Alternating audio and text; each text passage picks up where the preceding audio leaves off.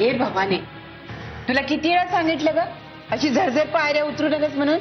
नाही आजी सॉरी, पण ते मग कुठं आग लागली आहे वय? आजी ऍक्च्युली मी प्रियाचा आवाज ऐकला म्हणून घाईघाईने आले. प्रियाचा? ती आली आहे इथे? हो, आणि ती काही दिवस इथेच राहणार आहे. इथंच राहणार आहे म्हणजे? सुहासराव काही कामासाठी दिल्लीला गेलेत, तोपर्यंत प्रिया इथंच राहील. अगं पण शाले, माझा निर्णय झालाय सासूबाई.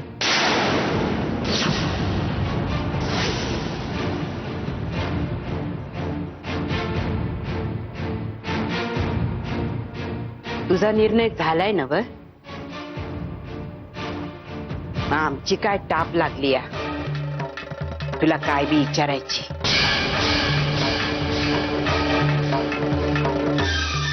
तरी बी एक उत्सुकता म्हणून विचारते. तुझी ही नाजूक नार एकली राहू शकत नाही 4 दिवस कारभारी बाहेर गेलेला असताना? तुम्ही हा प्रश्न विचारता याचं आश्चर्य वाटतं मला सासूबाई. एवढी कथा ऐकवली तुम्हाला, तरी परत रामाची सीता कोण? अहो, दादा होळकरचे गुंड त्रास देत आहेत तिला, मी सांगितलंय तुम्हाला. विसरला? नाही, इसर नाही पडलेला. एवढी बुद्धी नाठी नाही झाली माझी. पण तूच म्हणली होतीस ना व, तिच्या सोबतीला 4 दिवस चारीला पाठवते म्हणून. मग प्रियाची आणि चारुवंशांची चुकामोक झाली. त्या तिथे पोचल्या तेवढ्या वेळात ती तिथून इथे आली आहे. योगायोगच म्हणायचा. पण जावई बापूसनी ठाव आहे ना व? नाही तर त्यासनी वाटायचं आपल्या बायकोला यांनी डांबून ठेवले आपल्या घरात म्हणून.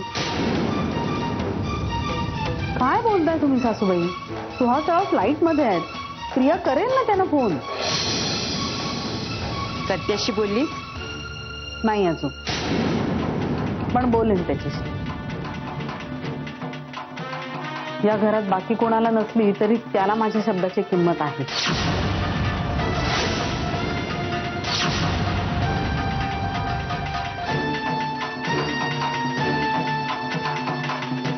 शाले टोमने न ग मारूस. सासू हाय म्या तुझी. आजपर्यंत सासू सारखे वागले नाही कधीच. पण हिसका दाबायचाच म्हणलं ना व, तर येळ लागायचा नाही, लक्षात ठेव.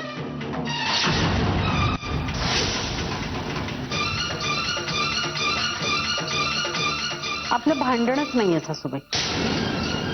प्रिया तिच्या माहेरी आली आहे आणि ती इथे 4 दिवस राहणार आहे.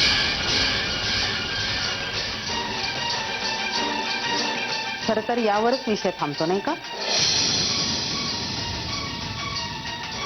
आणखीन कोणाचं काही म्हणणं?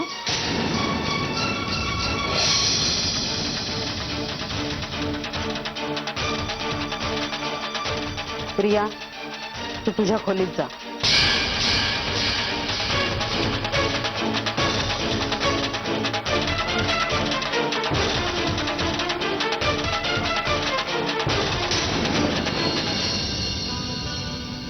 घ्या राजे, पेढे घ्या.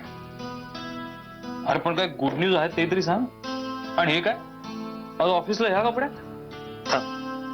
वेशभूषा अर्धवट आहे.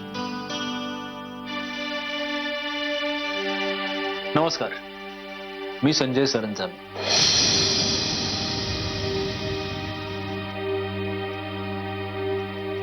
सत्यजित, हे सगळं काय आहे? तुझ्या पहिल्या प्रश्नाचं उत्तर सगळ्यात आधी. गुड न्यूज ही आहे की मला नोकरी लागली. नोकरी? आणि काय? मर्क्युरी एलिव्हेशन सोल्युशन्स नावाच्या कंपनीत secretary to the MD Sanjay Saranjam. हा सगळा काय चावटपणा आहे सत्यजित? या कंपनीचं नाव काय म्हणाल? Mercury solutions. अरे ही कंपनी तर त्या स्वप्नील वाडेकरची आहे ना?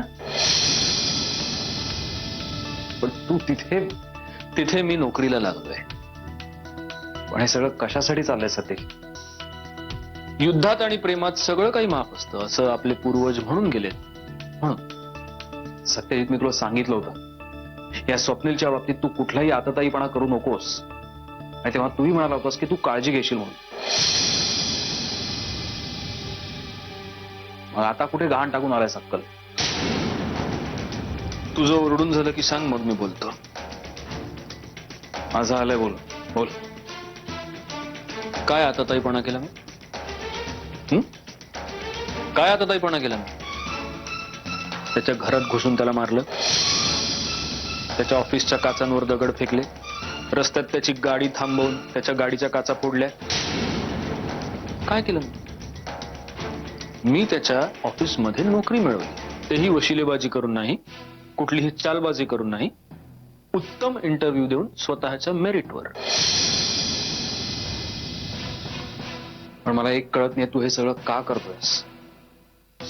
राजे, युद्धाचा पहिला नियम, शत्रूला मैदानात सामोरं जाण्याच्या आधी शत्रूच्या गोटात शिरून त्याची बित्तम बातमी काढली पाहिजे.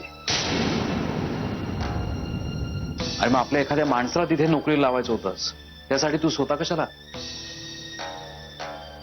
काही काही आघाड्यांवर सेनापतीला स्वतःलाच लढावं लागतं. हाताखालच्या माणसांवर अवलंबून राहून चालत नाही.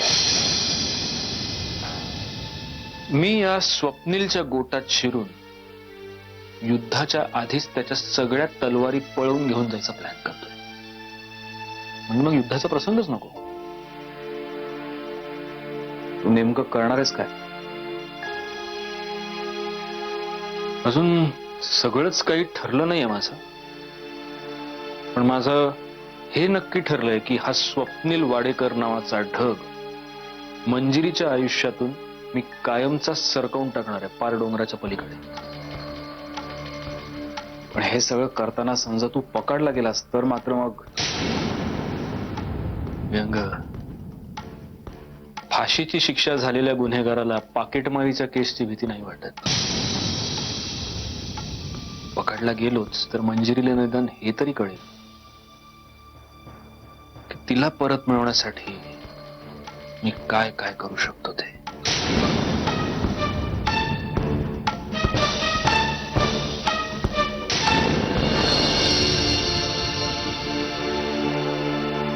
Hi baby. प्रिया, मी नीट सांगते, आत्ताच्या आत्ता या खोलीच्या बाहेर हो. मला तुझं थोबाड बघायची अजिबात इच्छा नाही. नेत्रा डार्लिंग, मी प्रिया, बाहेर हो. नेत्रा, तुला कोणी सांगितलं नाही का या अशा अवस्थेत जास्त चिडचिड करायची नाही? बाळासाठी चांगलं नसतं. उगाच जास्त हायपर झालीस तर बाळा.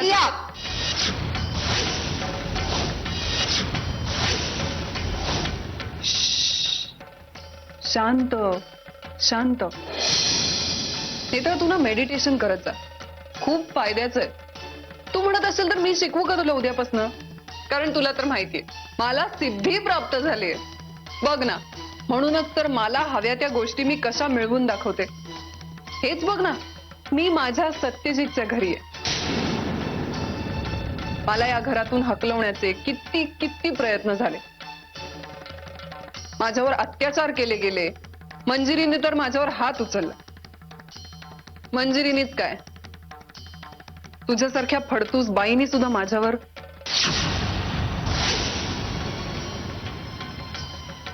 असो, पण बघ ना, तरी सुद्धा आज मी इथे उभी आहे, तुझ्या आणि त्या थेरडीच्या नाकावर टिचून.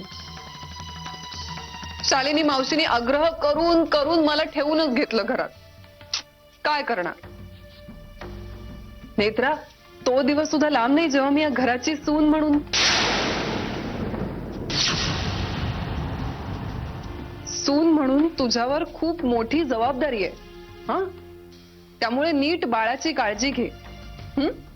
आणि हो, मी अधूनमधून येतच जाईन चौकशी करायला.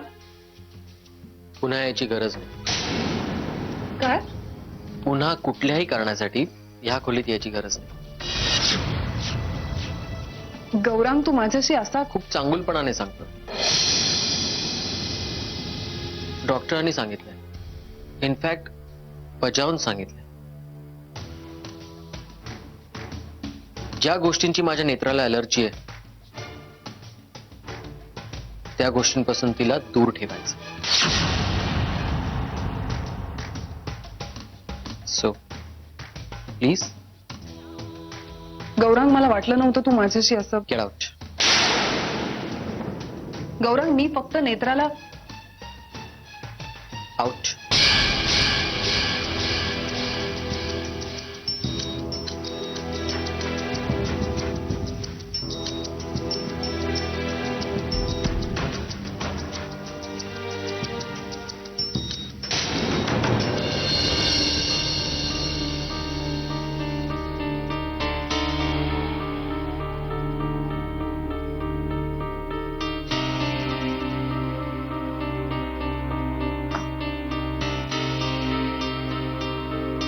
तू कधी आलीस? संध्याकाळी. मावशीने फोन नाही केला का? नाही, म्हणजे कदाचित तिने केलाही असेल फोन, पण मी एका महत्वाच्या मीटिंग मध्ये होतो. नंतर माझी बॅटरी गेली. सुहास दिल्लीला गेलाय. अच्छा.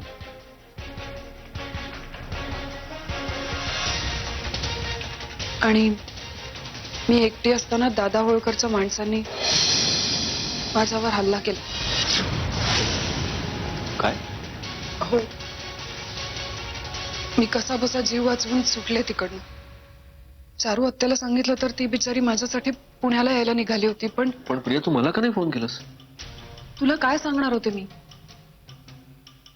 आणि सत्यजित, तुला आणखी किती डिस्टर्ब करणार? ऑलरेडी माझ्यामुळे तुझ्या आयुष्यात एवढी कॉम्प्लिकेशन झाली. खड्ड्यात गेली कॉम्प्लिकेशन्स. अगं तुला काही झालं असतं तर? सुटले असते मी त्या फसलेल्या लग्नातून, अपराधीपणाच्या भावनेतून आणि या दळभद्री आयुष्यातून कायमची सुटले असते. प्रिया, काय बोलू मी आणखी? जाऊ दे, मी काहीच बोलत नाही. नाही, नको. तुझ्या समोर तर नकोच. नको पुन्हा ते पाप. आणि तू काळजी करू नको. मी इकडनं निघून जाईन उद्या सकाळीच. कुठेही जाईन, हवं तर दिल्लीला निघून जाईन, पण जाईन. प्रिया, काय झालंय मला सांगशील? मला आता जगायचा कंटाळा आलाय. सुहासच्या नजरेतला संशय आता मी नाही सहन करू शकत. सत्यजित, त्यात आता हे दादाचं शुक्ल काष्ट. मला संपवून टाकावं असं वाटतंय. स्वतःला मरून जायचंय आता. मी आहे ना. तू नाहीयेस सत्यजित, तू नाहीयेस. आणि यापुढे माझ्यासाठी कधीही नसू शकतोस. मी आहे. मी आहे. हे बघ, आपल्या दोघांमध्ये काहीही झाले नसलं तरी मी तुला असं वाऱ्यावर नाही सोडू शकत. I'm there for you.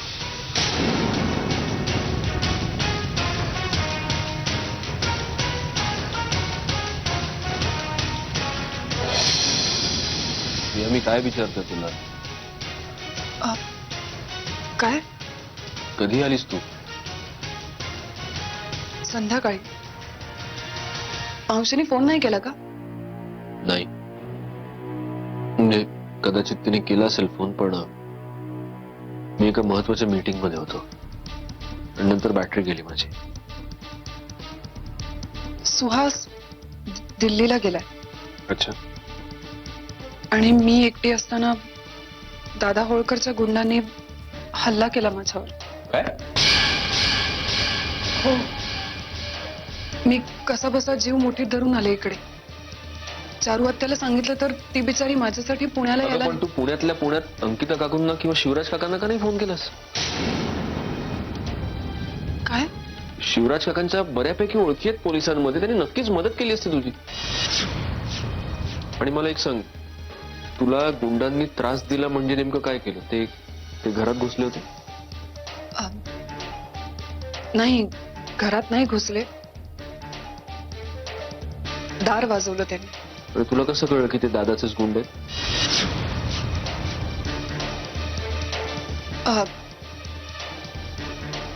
कारण त्यांच्यातल्या काही लोकांना मी आधी पाहिलं होतं दादाकडे. तू त्यांना परत ओळखू शकशील? हो. ठीक आहे. उद्याच्या उद्या पुण्याला जाऊन पोलीस कंप्लेंट करूया. नाही, कंप्लेंट कशाला? कशाला म्हणजे? भर दिवसा 4 गुंड एकट्या बाईला त्रास देतात, त्याची पोलीस कंप्लेंट करायला नको? मी येईन तुझ्या बरोबर हवं तर. नाही, नको. कशाला? तसंही तुझ्या आयुष्यात माझ्यामुळे ऑलरेडी खूप कॉम्प्लिकेशन झाले. ते ठीक आहे. मी एक काम करतो, माझा मित्र आहे ना ऍडव्होकेट मल्हार, त्याला सांगतो. तू ओळखतेसच त्याला, तो मदत करेल ना आपल्याला नक्की. असं नको म्हटलं ना मी. मला कोणाच्याही मदतीची गरज नाहीये सत्यजित. मला कंटाळा आलाय आता या सगळ्याचा. सुहासच्या नजरेतला संशय आता मी नाही सहन करू शकत.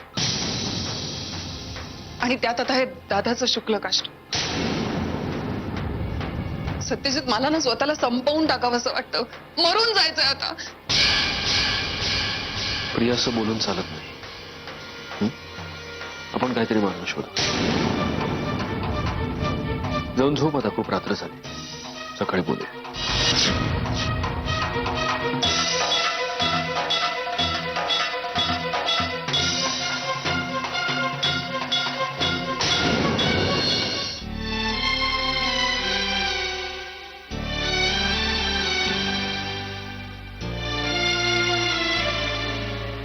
बाबा, अहो काय इथे उभे राहून काय करताय तुम्ही? झोपायचं नाही का? चला झोपा. चला, एवढा उशीर झाला. तुम्ही पडा, मी लाईट बंद करते. थांब ना. बस तू जरा, बस बस माझ्यापाशी बस.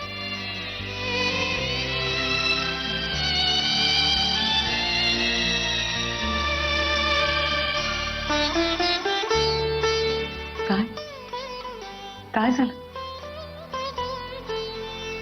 त्याने सगळं घडून गेल्यानंतर आता भीती वाटते. बाबा, बाबा, अहो घाबरण्यासारखं काही नाहीच आहे. उलट डॉक्टरांनी सांगितलंय, तुम्ही तुमच्या तब्येतीची व्यवस्थित काळजी घेतली तर तुम्हाला काहीच होणार नाही. मला गावल्याची माझी काळजी नाही ग. मला जर काही झालं तर तुझं काय होईल याची जास्त भीती वाटते मला.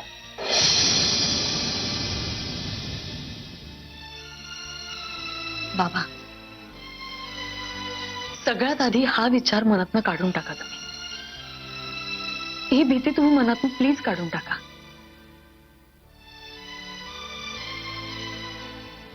मला मला किती अपराध्यासारखं वाटतं तुम्हाला नाही कळणार. आज जर मी माझ्या नवऱ्याच्या घरी असते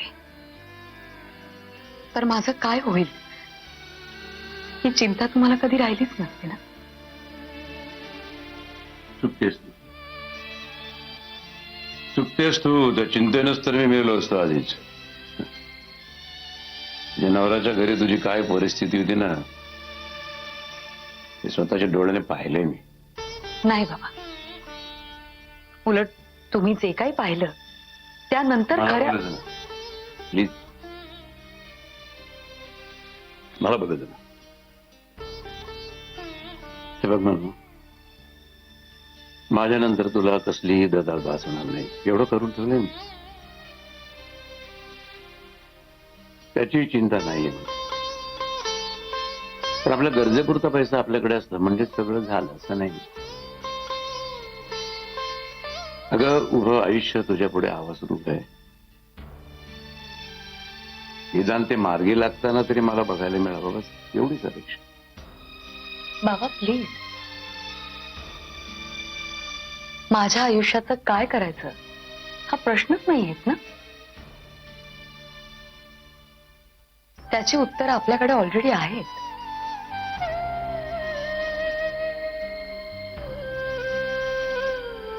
माझं सगळं आयुष्य माझ्या शुभ्रासाठी आहे आता.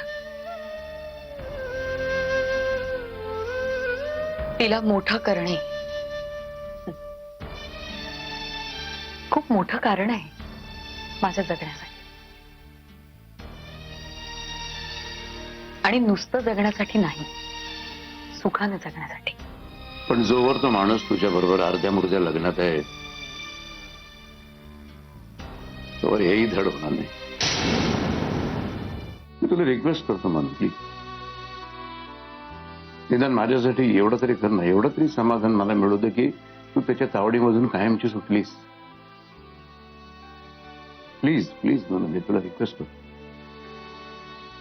नंतर तू तुझं आयुष्य कसं जगा बसायची मी तुला जबरदस्ती नाही करणार, पण एवढं माझ्यासाठी कर. काय म्हणू, आयुष्याच्या 50 नंतर इतकी वर्ष गेली तरी मी कधी मृत्यूचा विचार केला नव्हता. कधीच माझ्या मनात सुद्धा आला नव्हता. म्हणजे माझ्या तरणात आठ्या मुलीचा मृत्यू झाला तरी सुद्धा नाही. आता मात्र प्रत्येक वळणावरती वळण घेताना तो त्रास होतो, भीती वाटते. म्हणजे पुढच्या वळणावर तो माझी वाट बघत बसला तर नसेल ना. बाबा, हे बघ म्हणून मला कुठलीही आस ठेवून जायचं नाहीये. बस एवढंच माझ्यासाठी कर, एवढंच कर. या लग्नातून तू मोकळी हो प्लीज.